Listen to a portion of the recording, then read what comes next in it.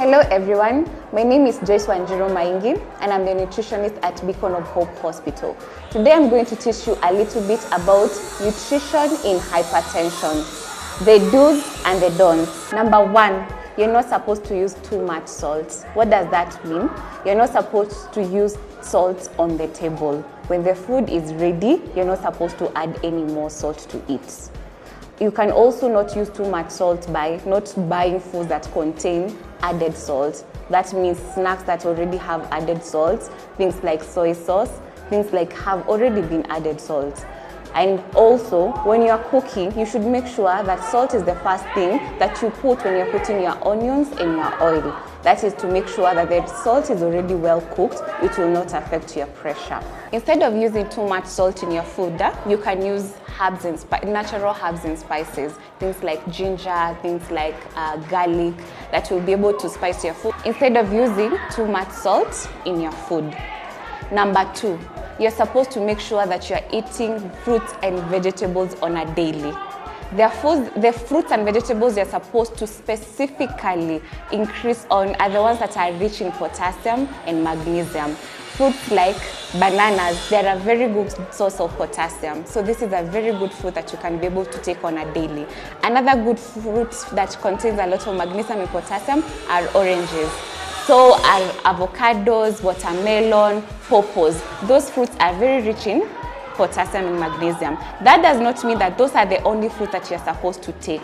You should make sure that at least you take one of these and others. The minimum fruits you're supposed to take on a daily are minimum two on a daily, 2 or more on a daily basis. When you talk of vegetables, the more a vegetable is colorful, the more it will give you more vitamins and minerals. So make sure that when you're taking your vegetables in your meals, they are as colorful as possible. So green vegetables, the red ones, the green ones, the purple ones, the tomatoes, carrots, broccoli, sukuma wiki, cauliflower, eggplants, courgettes, all those fruits, all those vegetables are very, very important when it comes to hypertension. So make sure in every meal you take, whether it's breakfast, whether it's lunch, whether it's supper, make sure you have a good portion of vegetables in your plate on a daily.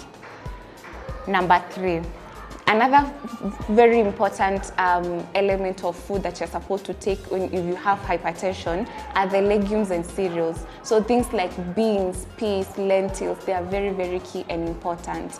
Taking your whole grains, whether it's githeri, whether it's githeri that has peas, that has beans, those are very, very, very key food that you can be able to take on a daily. Another thing is making sure that your carbohydrates or your starch are whole. What does that mean? If it is your ugali, the best ugali you can be able to take is the one that is posho milled. The one you go to the posho mill the one you normally take to the posho meal. Number two, the best rice you're supposed to take is the brown rice. So the more a starch is whole, the more it will be very beneficial for you in terms of hypertension. So that is also very key. When it comes to chapati, the brown chapati is the best one.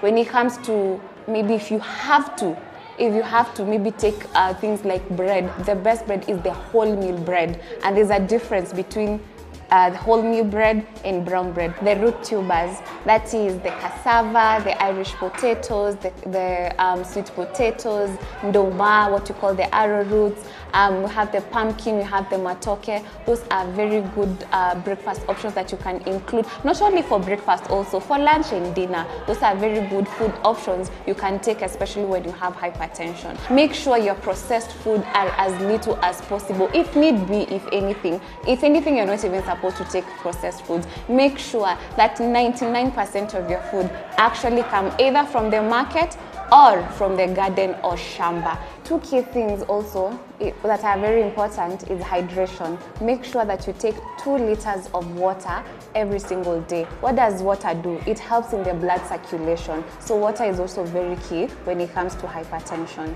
And then lastly, physical activity. You must make sure every single day, or even in a minimum actually, 3 to 5 times a week, on a minimum, or if you can be able to, on a daily, make sure that you have a physical activity that you are doing, something that is different from the norm. That's something that is different from a routine. What does that mean? Make sure that 20 to 30 minutes of your time is spent on something that you are doing as a physical activity that will actually help you sweat. So one form of physical activity, that one thing that you know that you are doing exercise, or it is something that will be helpful because of hypertension, is when you sweat. So you can run, you can swim, you can jog, or you can even what we call brisk walking. So those are very key things when it comes to hypertension. I hope they will be helpful in your overall health.